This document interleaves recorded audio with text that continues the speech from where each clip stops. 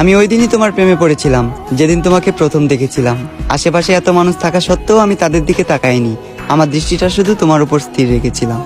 আমি যেদিন তোমাকে প্রথম দেখেছিলাম, কিছু না ভেবে তোমায় এ মনে জায়গা দিলাম এবং করে দিলাম মনের দুয়ার বন্ধ।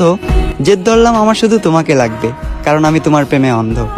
ধীরে ধীরে আসক্ত হয়ে গেলাম আমি তোমার প্রতি। কখনো তুমি আমায় ছেড়ে যাবে না দিয়েছিলে এমন হাজারো মিথ্যে প্রতিশ্রুতি।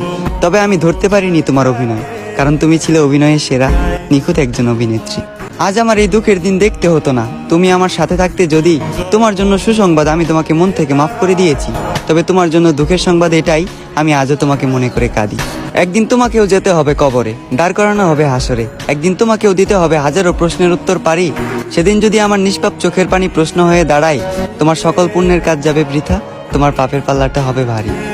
আমাকে তো তুমি মনে রাখলে না, অন্তত শেষ দিনের শেষ বিচারের কথা তুমি স্মরণে রেখো, প্রিয় শখের নারী।